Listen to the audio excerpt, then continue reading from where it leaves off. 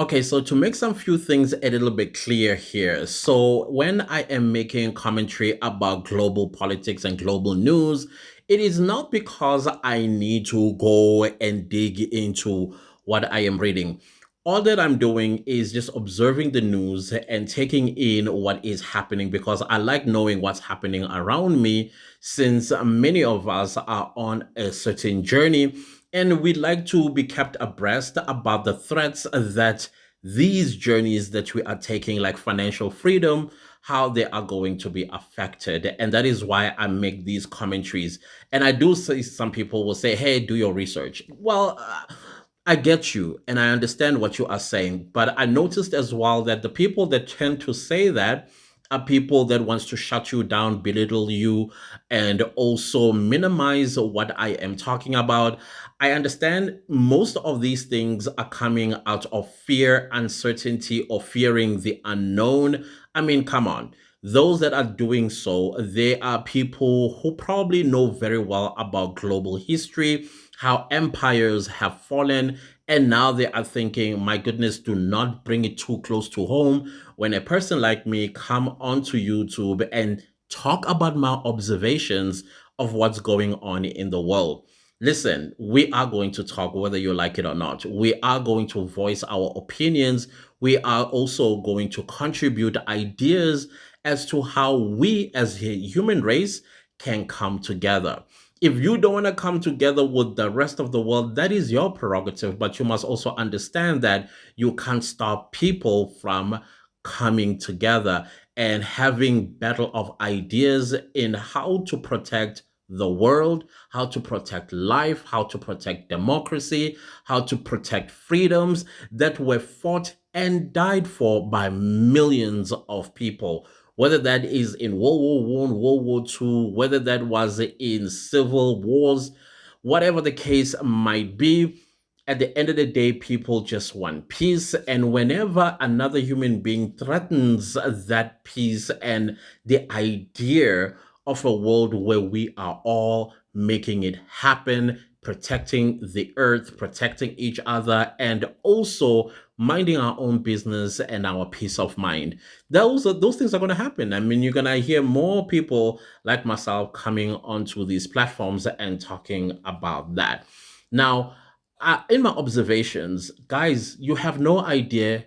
I grew up, of course, outside of the United States. I am not an American. However, our education system did teach us a lot about American politics, American history. Let me just put it that way.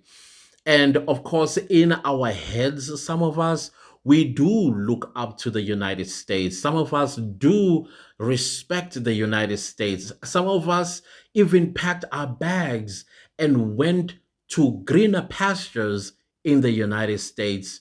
I didn't. I'm not interested. I'm very fine where I am, happy as well. But there are those that took that chance and thought, hey, let me also go get my pot of gold, ironically, in the United States. Some have succeeded. Some people that I know have succeeded when they moved to the United States to get greener pastures. And of course, we always knew or we taught that America is the land of milk and honey. This is where you are going to make it. You might not be rich, but you will always have an opportunity to make money in the United States. Those are the things that we were taught, and also about the superiority of the American economy and the superiority of the American army. We were taught many things, and I don't sometimes blame Americans for thinking that the world is America when in fact it isn't. And I don't blame as well some Americans. Of course, you blame the education system there, which watered down the critical thinking of many Americans. Again, I am speaking from outside of the US, but have interacted with Americans before. Some clueless. And you ask yourself, but you come from one of the greatest nations on the planet. How come you don't know this? Then you, as you learn about the United States, when you realize, oh, okay, there are some few things that American ought not to know that the rest of the world knows when it comes to knowledge, particularly geography, Yeah, geography, I think. Anyways, before I say something that I don't mean, so the point that I'm trying to make, when we are watching on television, being fed images that Americans don't get on their news channels, that's when you begin to wonder, is America really a democracy? Is it really a land of freedom and bravery? Because I haven't seen people, Americans, angry enough at what is happening. Clearly, there was a campaign, and this campaign, and from where I am sitting, it was based on what this man said he would do, and he's doing it. And the reason why he's executing what he's executing is because he believes that that is what Americans want. That deportations, the DEI, the federal workers, all that stuff, USAID, I mean, what do you call this? Medicare, Medicaid, and everything that is dismantling together with Elon Musk. He said he was going to do those things, but there are people who voted and now they are crying. And I'm trying to understand. Well, didn't you hear the promises? So which part of the promise did you think was not going to affect you? That's the part where I'm very, very confused about, because you were told that federal workers, they are a waste of tax dollar. You were told that. You were told that DEI is, which I understand is just not exclusively about people of color, but white women, but also people that live with disabilities, veterans, you name them. They never thought that DEI also meant them. And the same people were under DEI voted and said, Donald Trump, you're going to be my president, please fire me. I'm just trying to understand. And you look at stores like Target, and I was like, okay, this is quite interesting that now politics will be trickling into retail and influence retail stores, which sometimes makes you think like it was never about what DEI was benefited a certain group of people. It was always about obviously bottom line, and now suddenly they are transforming.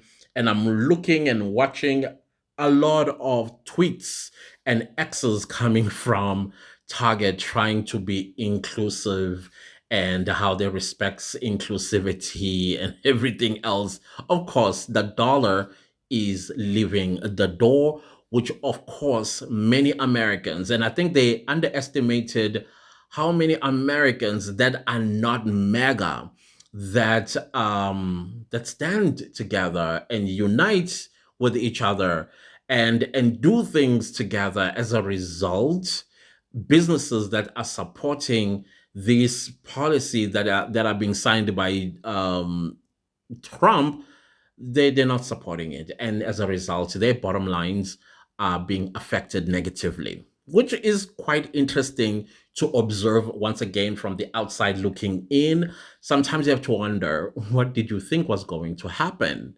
What did you think was going to happen? But anyways, it is what it is at this point. I just want to show some couple of clips that I also got from the internet that really left me going, is this America? Like for real? This is not the America I was taught. This isn't, it isn't.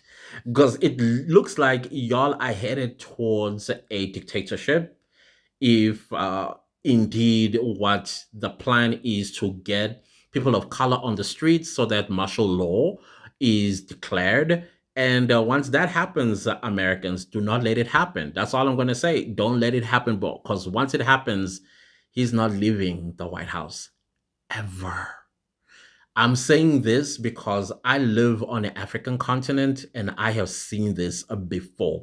And it starts exactly like how it's happening in the US right now. Learn from the African history so that it does not repeat itself on you, where you're going to end up with a dictator and democracy, a crime. Yeah, that's what's happening on the continent of Africa today. Other than that, I thought let me come today and just voice out my own opinion and observations of the things that I am witnessing happening in the US. Well, this clip really touched me. Well, I made the mistake of turning on the news, and I listened to some of Trump talking in front of the Department of Justice, spewing his goddamn lies, telling things about us, about Americans. I can't stand that man. And now I find out I have pneumonia and I can't march tomorrow. Hold up the truth, warriors. Hold it up for me. I can't be with you. Let's see each other in my next video. Please don't leave the video without liking, sharing, commenting, subscribing. See you next time. Goodbye.